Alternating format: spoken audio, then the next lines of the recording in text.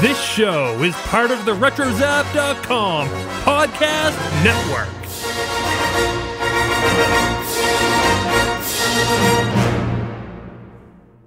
And welcome everybody to another Tiny Toons episode of the Animaniacast. Oh, Buster and Babs! Hey, Steve-arino! Steve Man! Stevester! Steve-arowski! Steve-arello! Steve-califragilisticexpialidocious! Rope it in.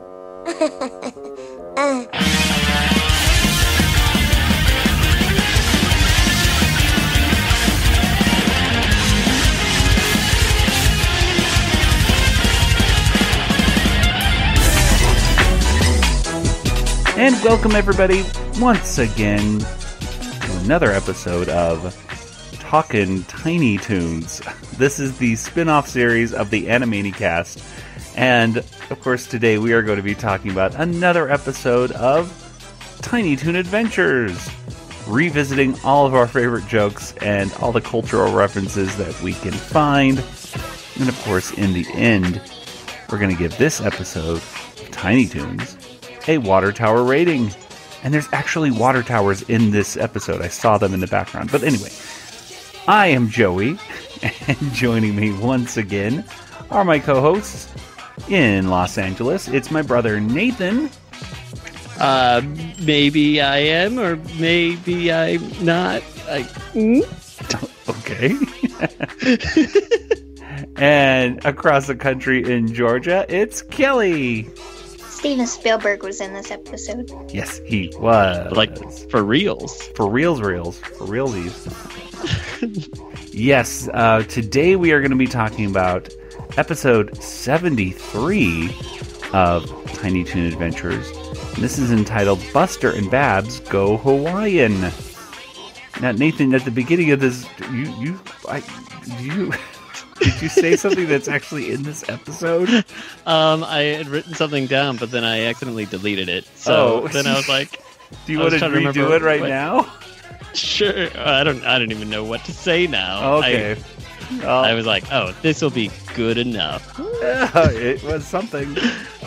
But I just failed. Okay. I'll try again next week. All right. Well, anyway,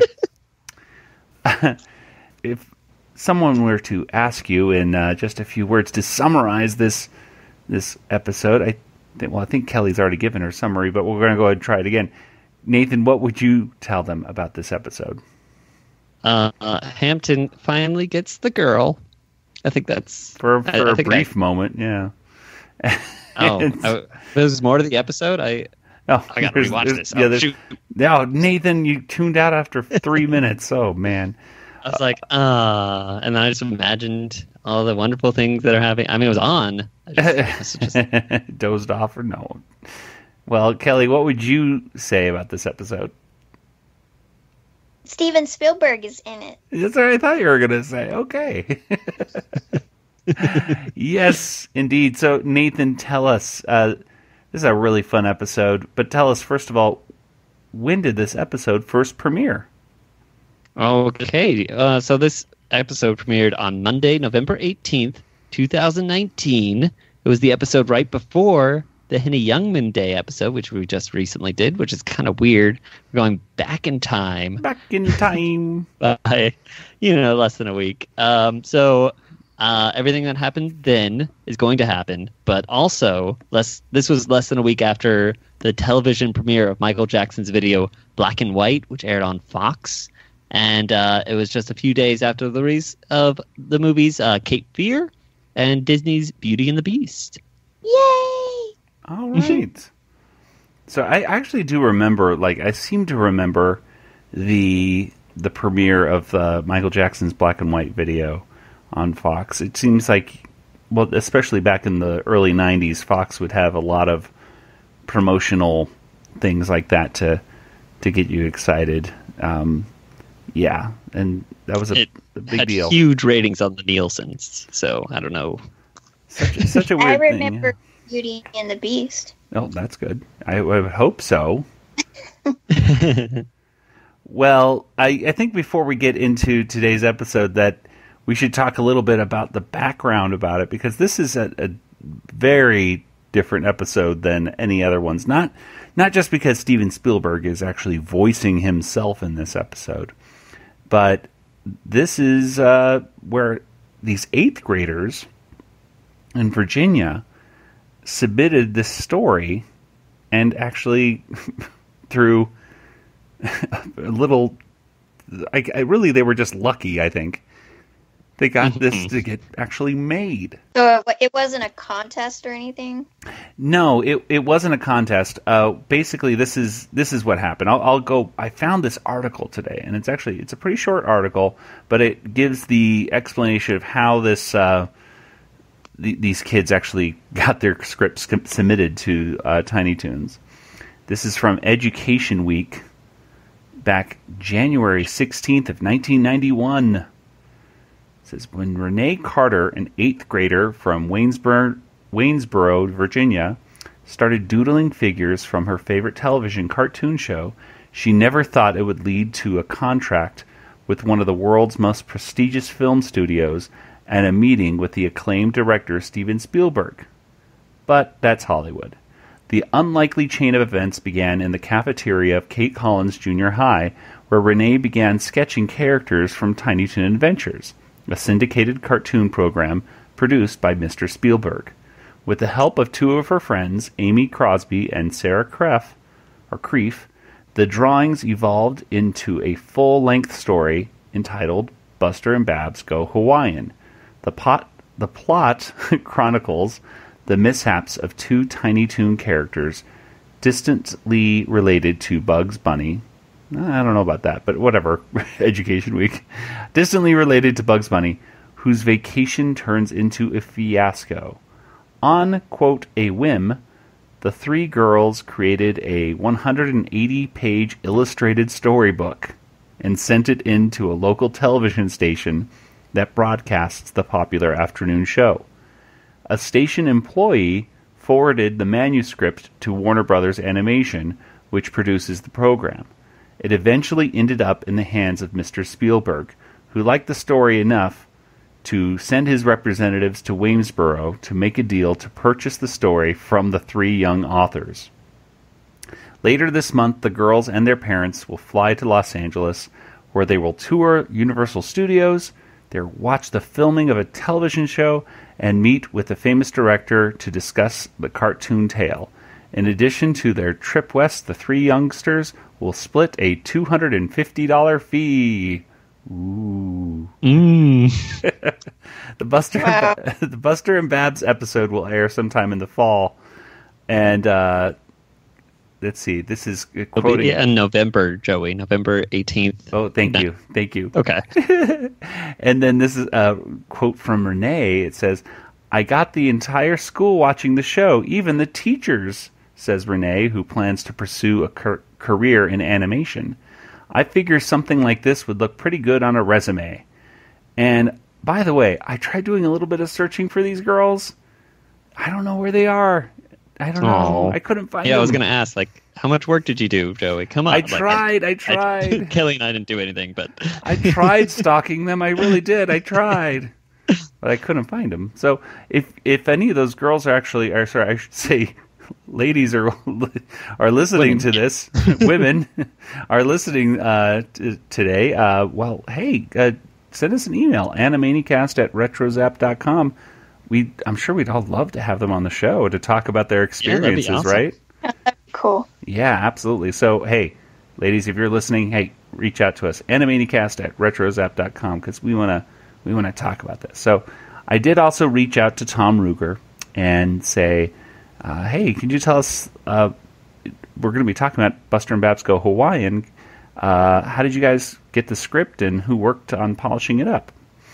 And Tom said the script was sent to Steven's office, and his assistant, Bonnie Curtis, who, by the way, is seen in this episode briefly as they're going by the right to Steven's studio.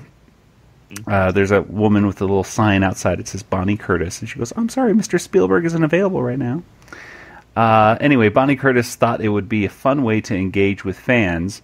There's a 2020 piece on the girls, about their script and Steven and us putting it together.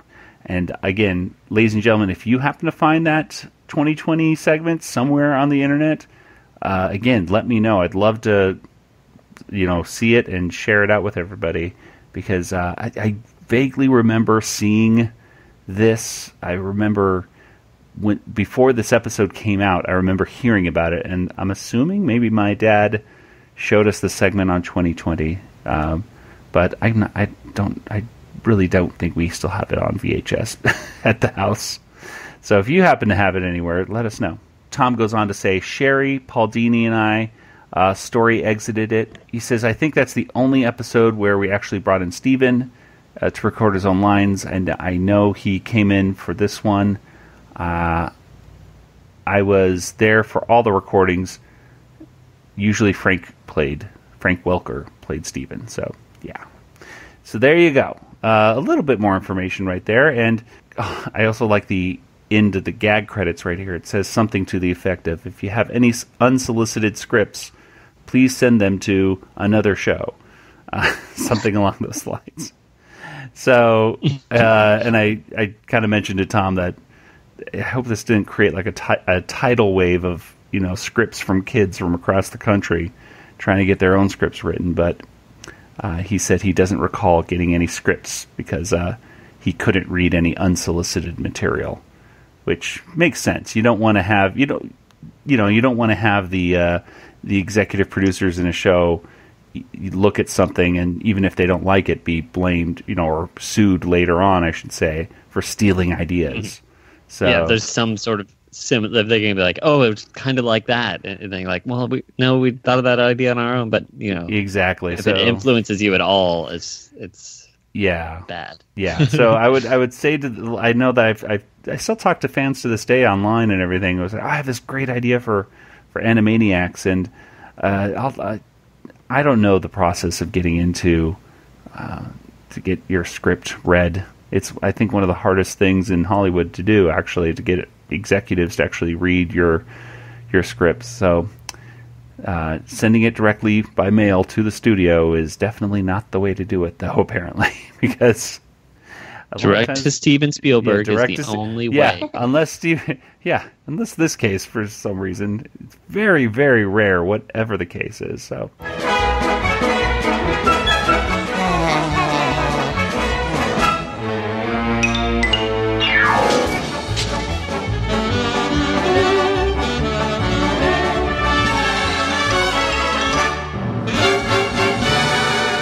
Let's just get straight into the first part. And Kelly, why don't you tell us what happens here in the first part of Buster and Babs Go Hawaiian? Okay. Well, first we see Hamton in his own cartoon, and he is rescuing Lady May, and he's sort of this swashbuckling Errol Flynn type character. And just as he's about to kiss the Lady May that he's rescued, Buster and Babs come in and interrupt, saying it's a terrible script, and they're not even in it. Oh, Sir Hamton the Prudent, how shall I ever repay you? All right, that's it. I can't believe this. Another mediocre script. And what's worse, we're not even in this one. Let's go see the writers. You can't do this. This episode was my star vehicle. I even got the girl. Hamton gets upset because this was his own cartoon, and he finally gets the girl, but then he doesn't realize that Bucky goes and kisses the girl after he walks away.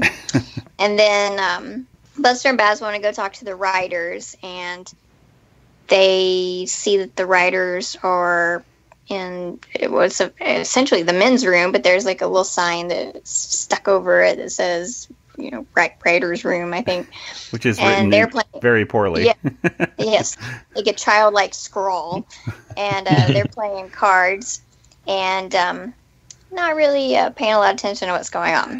Wait till I give these hack script hounds a piece of my mind. Any threes? Go fish. You guys the pizza people? Losers. Now, we should talk about who those writers are, the caricatures of those people. So, just to interrupt, is Paul Dini is in there. Sherry Stoner is the woman in there. And Nicholas Hollander is there with the crazy hair.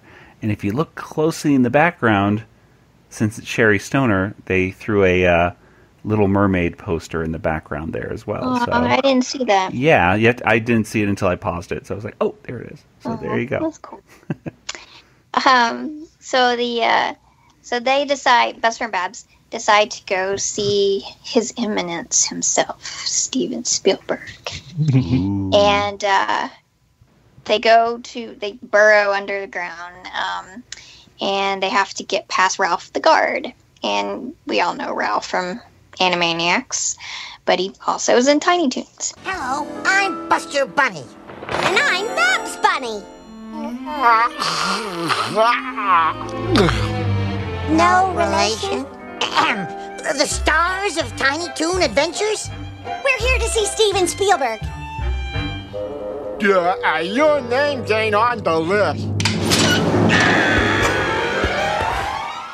They keep trying to sneak in. They do some costumes and different things, and none of that is really seems to be working. And so they finally burrow into his office, the same way they got to the studio to begin with.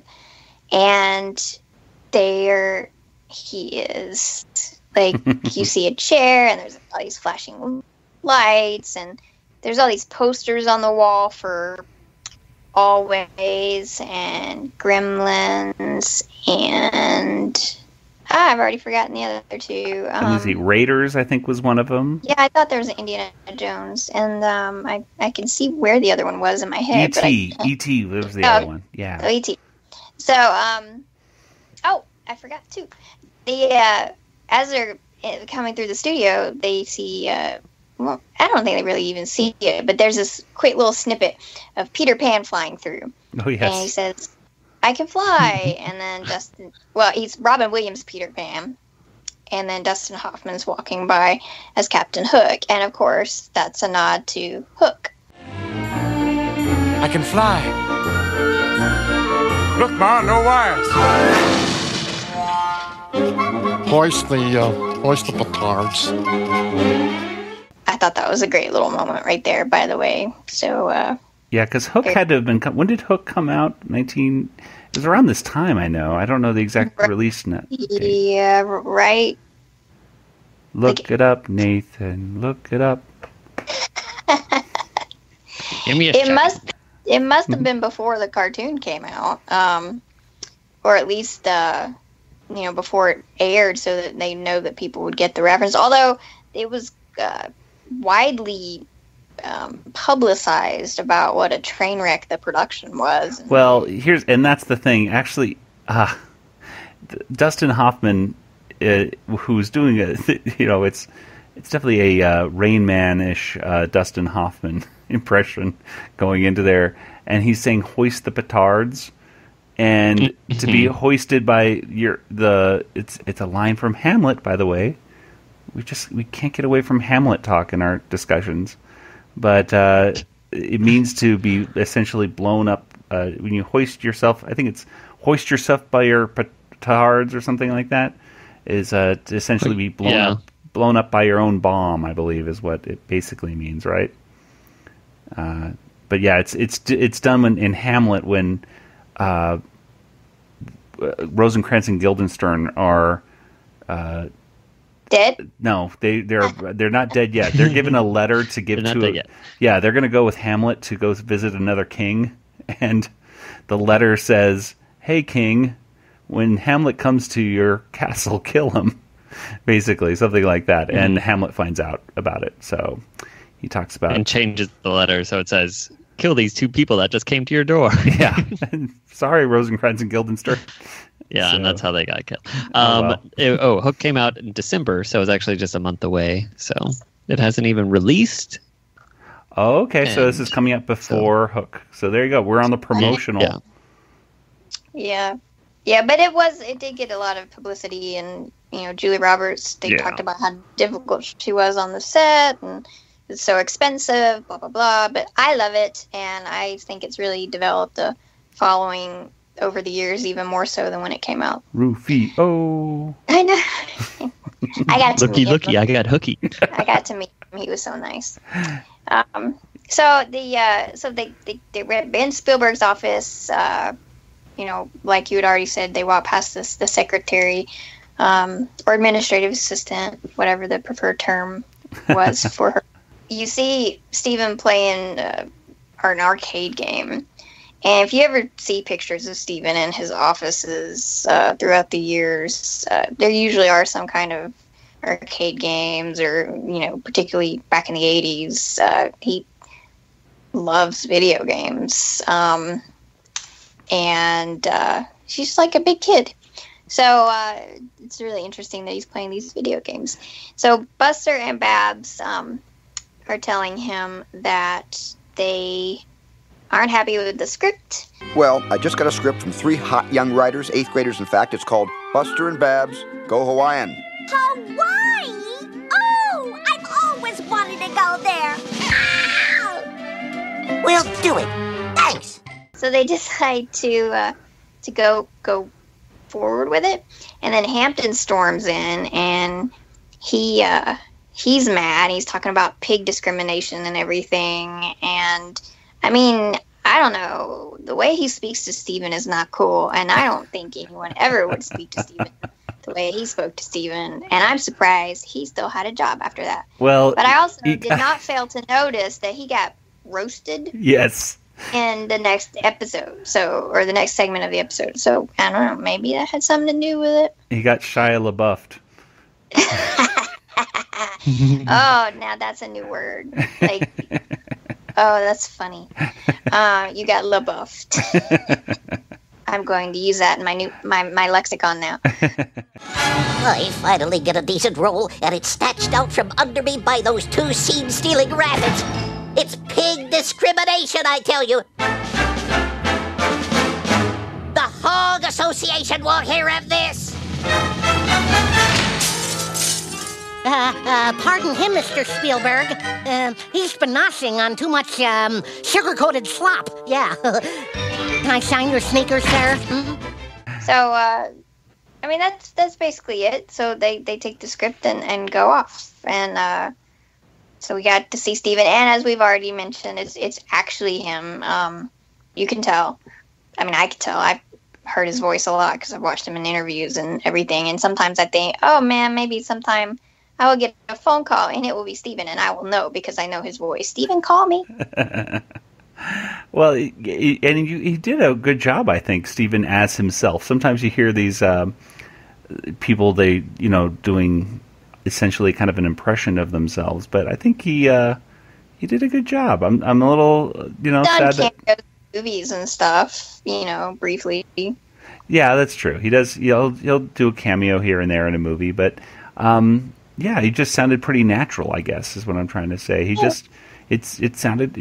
did a good job. I'm disappointed a little bit that he didn't decide to come back a few more times for other cartoon appearances, but it may just be the scheduling.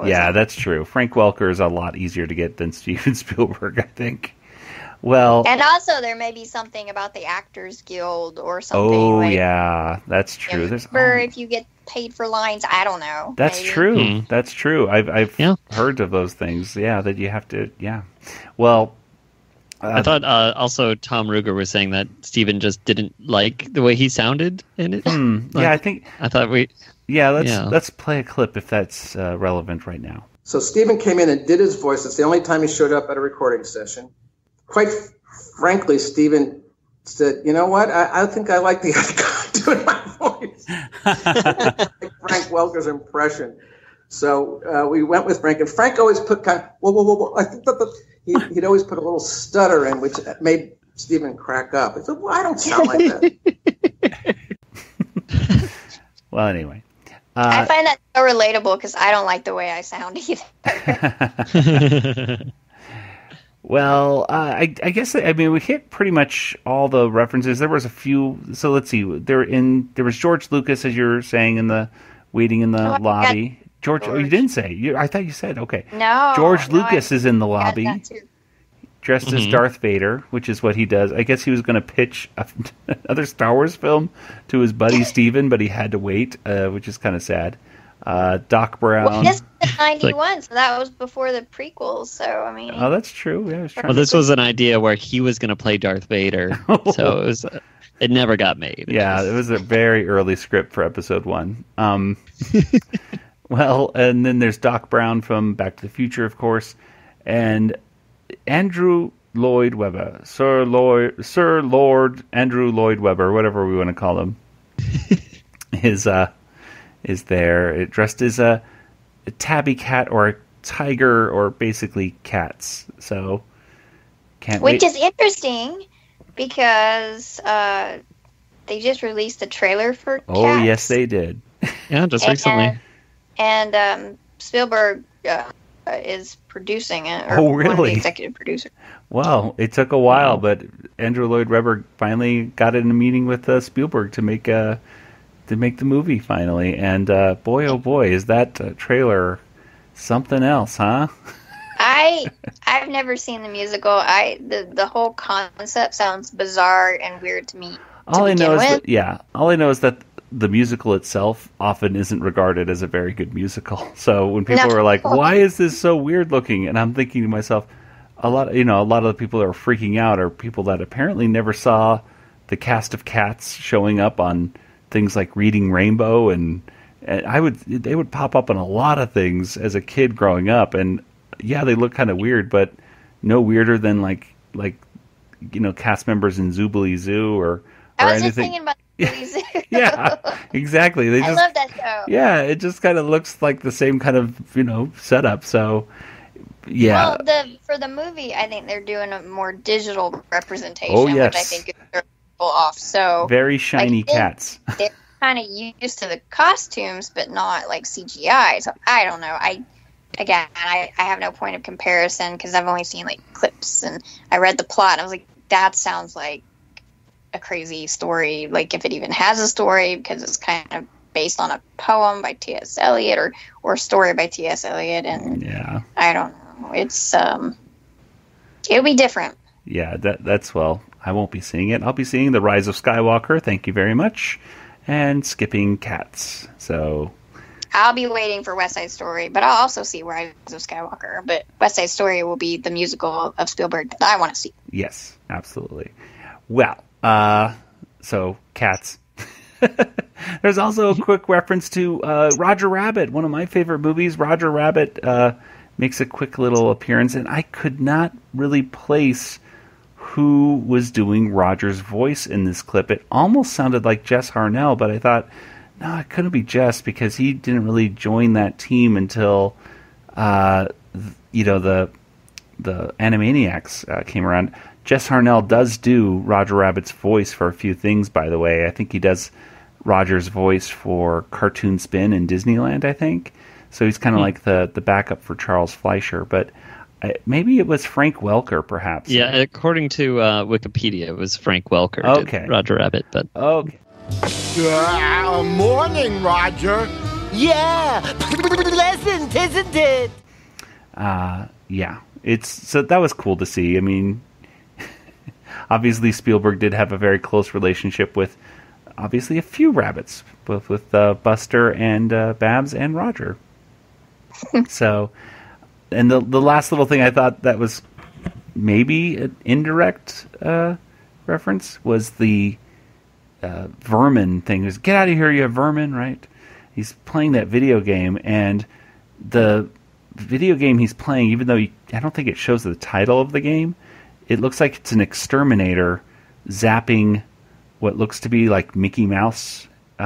Ears. Yeah, Mickey Mouse ears, like the little hats, And he's blasting them. So I'm like, okay, so he's blasting Disney with his thing. And also, is that also a combination reference to arachnophobia, maybe? I'm not quite sure, but it might be. Sure. Sure, why not? Take that, Disney. I'm gonna say it's an arachnophobia Disney video game. Yeah. Okay. Disney phobia. Well, that's all the references I could find in that first part. But Nathan, let's go with you first. What were some moments in this or that stood out, or things that you really liked? I liked seeing Ralph the guard. It was pretty fun. Seeing Hamton getting leading role was pretty awesome. Oh boy. And then of course Steven Spielberg. Absolutely. It was all a lot of fun in this first little section. Yeah, and Ralph did look a little bit different. Mm-hmm. It's like an earlier animation model for him, but I did notice he had the S, I'm assuming, for Spielberg on his arm instead of WB. So he just guards the Amblin lot at this point. Yeah. We do see the we see the Warner Brother Tower, right? In the background at one point. Yeah, the water tower around the place, which can be seen. I'm assuming that this must be the Universal Studios lot that they're getting into, since the Amblin is kind of close to. It's basically, conjoined with Universal Studios. So, like, I think, isn't that right, Kelly? Isn't the Spielberg's offices that whole Adobe thing? Oh, I think so. Having never been there because I've never been invited, I'm not 100% sure, but I think they're kind of connected. Yeah, I think on the Universal Studios tour, they'll drive you. Do they drive you past the? I know I've seen that. If they do, I need to go. Yeah, I think they do. The Universal Studios one? Yeah. Did they do that, Nathan? Drive you past what? Spielberg's offices? Maybe. I mean, definitely not on every tour. Well, anyway. So it's definitely in that area. I also wanted to say I liked when Steven was saying I got a fresh script from some young hot writers, some young writers, like they're in 8th grade actually. So it's funny. They're really young writers. They're really young writers. It's funny. About as young as I can get. I'm getting him $250 to split. Well, they got a free trip out of it too. So you know what, $250. That's not. And they got him. Steven Spielberg. Exactly. I think the $250 is. I would pay money to do that. You wouldn't have to pay me. I would pay money. Exactly.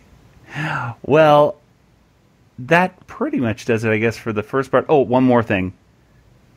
Steven Spielberg's wearing a TT hat instead of an ET hat, so I'm assuming. What's that about? It has to be Tiny Toons, I suppose. Right? Yes, I noticed that. Yeah. Well, anyway, Nathan, why don't you go ahead and get to the second part here? What, they have to go in a plane, right? Yeah, so we find out that in order to get to Hawaii, you have to fly to Hawaii. But, Buster Bunny, it doesn't like to fly, apparently. I don't know if this is in any other episodes. I think it's not. But in this episode, for sure, he does not like to fly.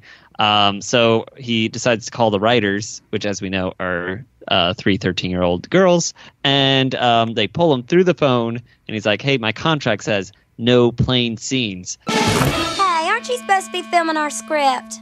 That's what I wanted to talk to you about. My contract says I don't do plane scenes.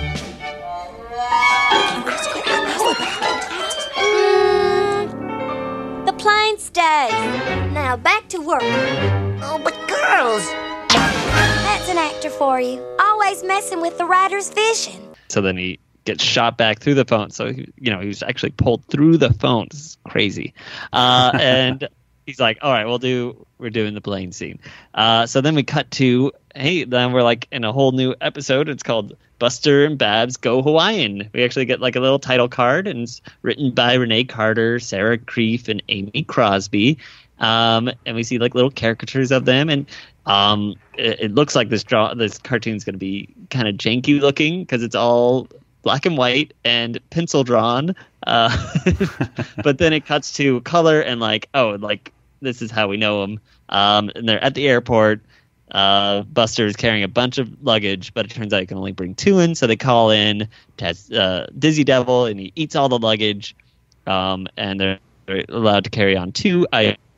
And they're like, well, I wonder what the pilot's gonna be like. And hey, wouldn't you know it, we cut to the plane, and Max Maximilian is the pilot, and he is not very nice or something.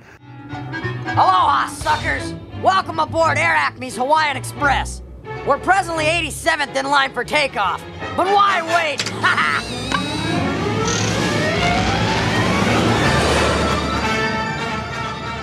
He's not a great pilot. This is the first time he's made it in the air, so that's great. Buster's not having a great time in the back because, he's so scared of flying.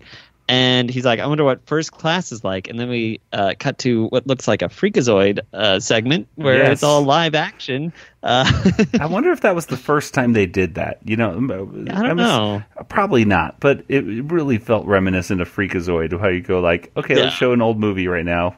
Boom. But then the stewardess catches him, and then he gets a punching glove to the face or whatever. I don't know what those things are called. And he gets shot through a bunch of seats. It's pretty fun. And then it's mealtime. While Max is getting lobster and filet mignon, everyone else can get gray stuff with brown chunks or brown chunks with gray stuff. And instead, Buster gets a little carrot thing, like a dry freezed carrot. I don't know what it's called. But that apparently tastes disgusting. And then he gets sick and goes to the restroom. And finally, I guess they land after that. And immediately they get mugged or whatever. What is it called when they secretly get? I feel like mugging is pickpocketed. They get pickpocketed. I hope I brought enough money for replacements. Oh no! All my money's gone! Oh, mine too! Buster! We're broken alone millions of miles from anyone we know! What'll we do? And so they're in a thousands of miles away from home with no money. What do? It turns out that Buster has a credit card, though. It's Bugs Bunny's credit card. So they're going to rent a limo. They go to the renting company, and Elmira is the renting person. So they immediately get scared off. So they just rent from somewhere else. I don't know where they rented the limousine from, but they get it from somewhere. And Bugs Bunny finds out about this whole thing of them renting, using his credit card without his permission.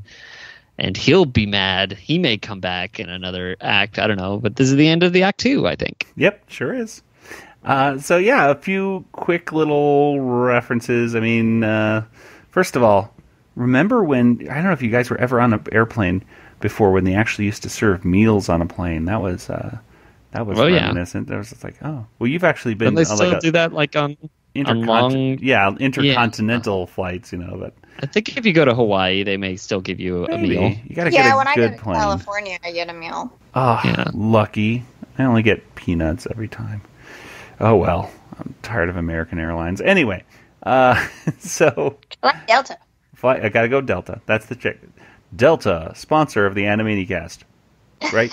We just say that and they give us money, right? Okay. Just checking. One would hope. Okay. Well, we did it, so we'll wait for the check. But the biggest reference is probably, I'm guessing, the American Express ad thing where Karl Malden right there, who actually apparently stole Buster and Babs' stuff, because he's counting it up later on. Your money is stolen, your luggage is eaten, and you're 1,000,000 miles away from anyone you know. What will you do? What will you do? Well, what will we do? Gee, I don't know. I just like saying, what will you do? Nathan, I'm assuming you don't remember these commercials at all with American Express and traveler's checks and everything like that? No? Kelly, do you remember them? Yeah. Okay, good. Gotta get the old people in here to remember this stuff. Thank you. Hey, Jack. My wallet! You lose your wallet on vacation. Do you see it? You have no cash, no credit, nothing. What'll you do? What will you do? Rely on American Express traveler's checks. If they're lost, you can get a full refund at over 60,000 places. American Express traveler's checks. Don't leave home without them. So Kelly and I remember this stuff, and I mean, I just remember as a kid, like, I never knew who this guy was. Karl Malden was actually an actor. He was in quite a few films in the 50s and 60s and stuff. But for me as a kid in the 80s, I just saw him as the American Express guy. It would go, anytime something bad happened to somebody, usually their wallet got stolen, and, well, they had American Express checks, and luckily their trip was saved. So I do like the line, however, when instead of saying anything about the guy who's counting their money, he just says, "That guy's nose is huge." Bye. That guy's nose is huge. Yep, that's it. And it reminded me of a Mystery Science Theater. There was they even talk about Karl Malden's big nose on one of their songs. To wrap it up, the worst mutation? No, you don't suppose. Oh, yes it is, the horror of horrors, Karl Malden's nose! Ah! I remember that. Yep. It was, so there you go. You didn't even know who Karl Malden was, Nathan, but you knew the song. No. So now you know they're talking about this guy. But that was pretty much it for the references. But Nathan, Kelly, let's start with you, actually. What did you like about this second segment? Did anything stand out? I like the music. It reminded me of staying at the Polynesian Resort at Walt Disney World. Ah. Very, I can't say Hawaiian really because Polynesian's not really Hawaii. But that sort of tropical music, I guess. Yeah. Nathan, what about you?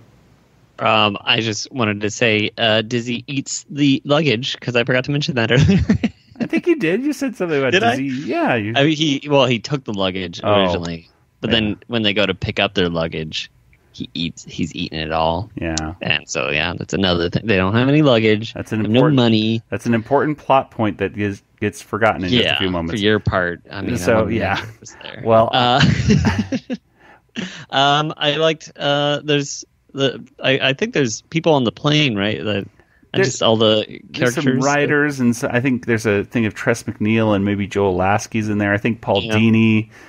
If it's a Steven Spielberg caricature, it looks horrible. So, but there's a guy wearing. I was like, there's a guy. He was already in the episode, Steven. So it's like what? Yeah, but he's wearing an ET hat and he has a beard and glasses, and he doesn't look at anything like Steven Spielberg, but. Maybe it's supposed to be him. Maybe I don't think it's supposed to be. It's a Steven Spielberg cosplayer. Anyway, that's probably it. He's in there, and maybe Tom Ruegger, a guy who's sitting next to the Spielberg kind of guy, and I was like, that might be Tom Ruegger, but who knows? There's these caricatures; they're just done for fun, and usually I think the background artist knows who they are, and nobody else does. So it's probably for the best sometimes because. They're sometimes drawn in very insulting ways. But anyway, I think I'll give you a part I liked. It goes to a little bit of a running gag with Shirley the Loon. Welcome to Hawaii. Enjoy these ultra-rare flowers that, died for you murderers. Great. Instead of a vacation, we get a guilt trip. Okay. Funny stuff. Anyway. Let's go ahead and get to the third part then.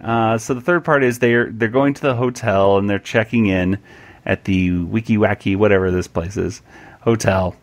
Go-Go Dodo is the concierge.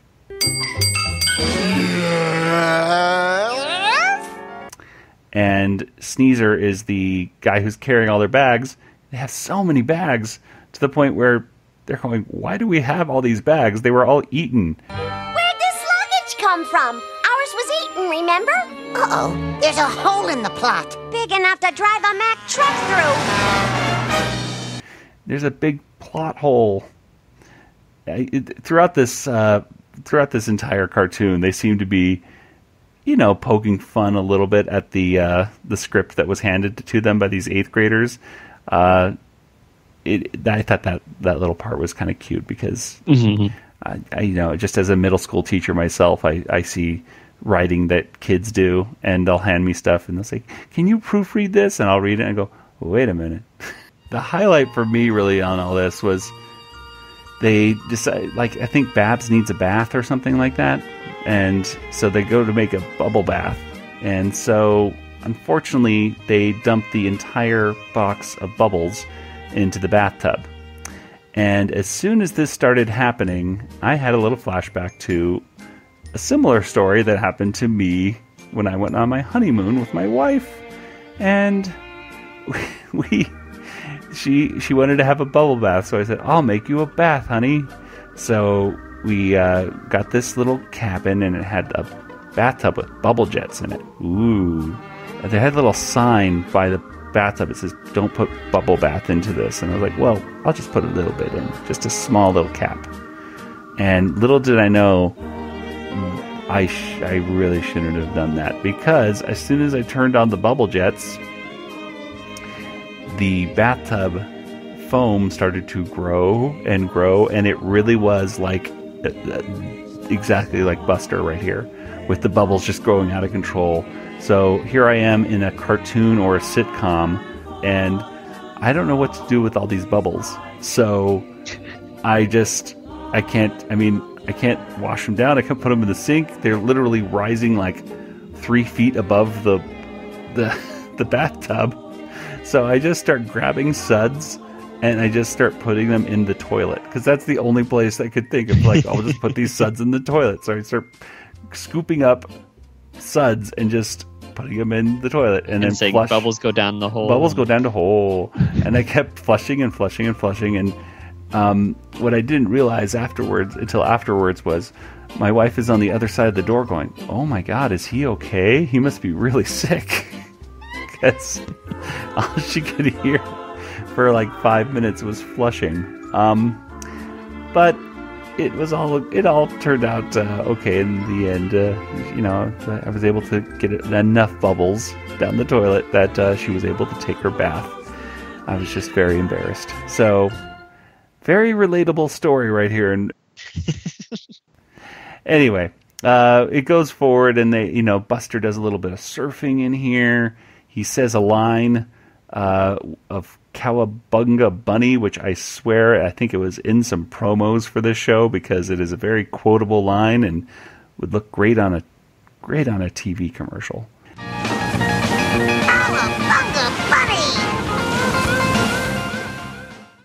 It gets a little random here towards the end, I'll be honest. Mm-hmm. And I think this kind of goes to the fact that, again, we are dealing with 8th graders writing these segments, so they kind of jump around. They go to a luau. Inside a volcano. Inside a volcano, which there is another volcano also someplace else. But anyway, Daffy gets his feet burned, and he sings a really cool song in front of Foulmouth and Foghorn Leghorn.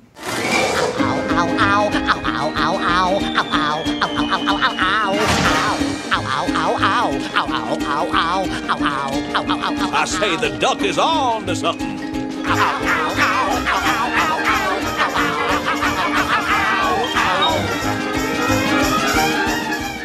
So, Hamton, he's been LaBuffed, as we talked about, for being so mean to Spielberg. And I guess the whole place blows up, because Go-Go jumps out of a coconut that they're about to drink out of, and I think Buster or Babs, one of them throws it into the volcano, which makes the entire island blow up, and they're about to kiss. That's not just land, that's actually acres. Home at last. And cut! Is it a rat, boss? It's a masterpiece, the best adventure yet. I'm brilliant.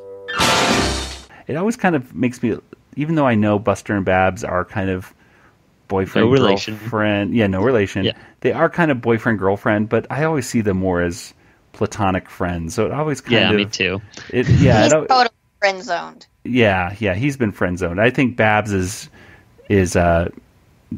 much more wants to be friends with Buster than Buster wants to be friends with Babs. But at any rate, it did kind of bother me a little bit that they were going to kiss. So I'm glad that they were interrupted, so we didn't have to worry about that. But at the end of it, they're like, well, that's a wrap, and they're walking out, and Spielberg comes out with the girls, who, by the way, are not voiced by their actual real voices, apparently, which that's kind of a shame. But again, like we were saying, maybe there's a legal thing where you can't have non-actors voice themselves even on a cartoon. But for whatever reason, just had to pay them more. Yeah. You guys were great. What a wonderful show. Thanks. Oh, thank you, Mr. Spielberg. I mean, it was By the way, the girls wrote another script. Buster and Babs go to Mars in a rocket ship. We begin shooting on Monday. Bye. Buster is interrupted by Bugs Bunny, who says, "Here's my credit card bill." And they go, "Oh, jump in the rocket ship and go off to Mars." All while Buster is saying, "I hate flying. I hate space travel." That's it for the episode. They went to Mars and escaped their creditors. So that is that. Are there any moments in this last third segment that you thought were cool? Nathan, let's go with you first. Babs is kissing her credit card, and you would think it's like, oh, is she kissing Buster?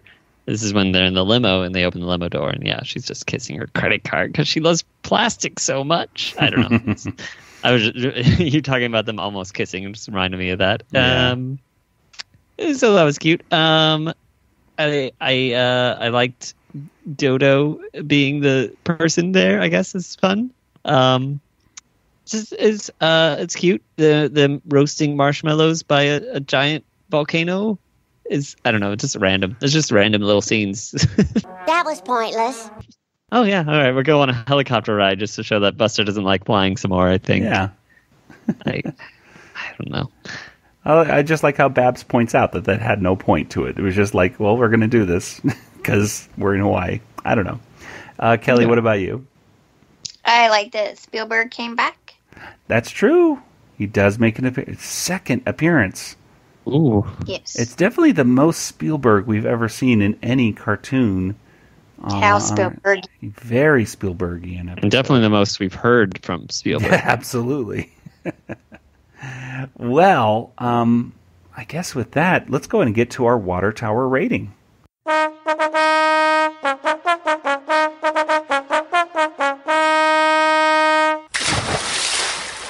What do you guys think? Out of 5 water towers, how many would you give this one?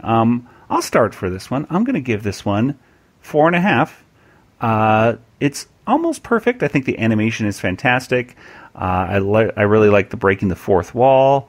I like the concept that this is just completely different than other Tiny Toons or Animaniacs or Pinky and the Brain, whatever. Really, any cartoon.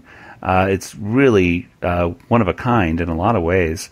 And I like how Steven Spielberg came into it. So I think for all those reasons, I'm going to say it's almost perfect. I think that just for the reasons that it is written by 8th graders, that sometimes the plot was a little hard to really follow.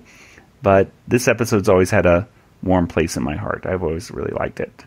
Nathan, let's go with you next. I'm also going to give it 4.5 because, there's lots of references which I liked, and there was an overall story, just one giant thing. It is very random, but it's they made it work, and also it influenced an episode of Simpsons, which I like because I like Simpsons, and. Yeah, we didn't talk about that. Which one was that apparently influenced? It's the episode called The Front, where it's Bart and Lisa write a script for Itchy and Scratchy, and they put Abe Simpson's name on it. So then Grandpa is the one that's everyone thinks wrote it, but it's really these like little 8 and 11-year-old kids wrote it, and so it's that episode may have never been if it weren't for this episode. Yeah. So that gives it even. I mean, maybe I should give it higher, but no, it's fine. 4.5. It's a great episode. Really enjoyable. And Kelly, what about you? 5. Notice how I kept Kelly for the end for a reason, folks. Kelly. Because my answer shocked and amazed you. Exactly. Well, Kelly, why did you give this 5 out of 5? Steven Spielberg. All right. Well, I know. Is that enough? Is that just like it was automatic Steven Spielberg, and that gives it a 5? I mean, pretty much. I'm sure that's really the main reason why this episode stands out for me, because anytime I would watch an episode of Tiny Toons or Animaniacs, there would be this reaction like, "Oh my God, it's Steven Spielberg!" And because usually I was doing my homework or something, so then I'd pay extra special attention to it, and then when it would come back around, I'd make sure to tape it if I wasn't already taping it, and so those are the ones that got rewatched and stuff, or had particularly interesting references to Star Wars or Spielberg or something like that. So yeah, but I thought both halves of the episode I thought were super cute, and just liked the whole thing. But yeah, mostly Spielberg. But I didn't dislike anything else. Okay.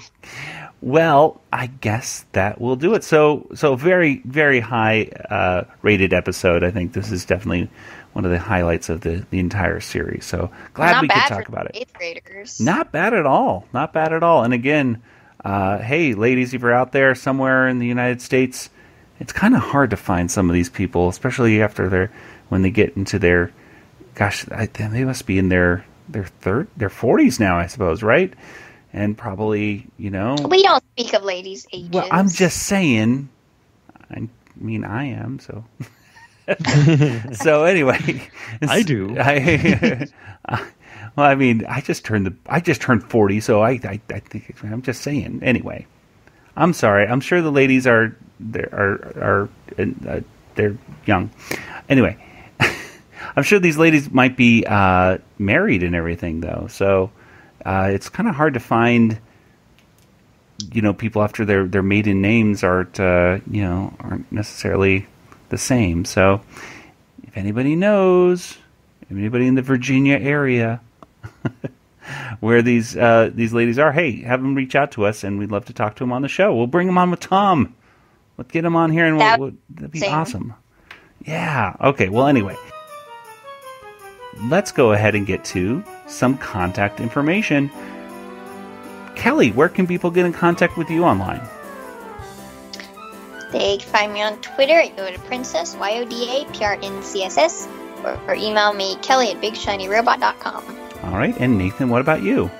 Well, I'm also on Twitter, Joey. Django FT, that's me. All right. And as for the Animaniacast, we are on Facebook.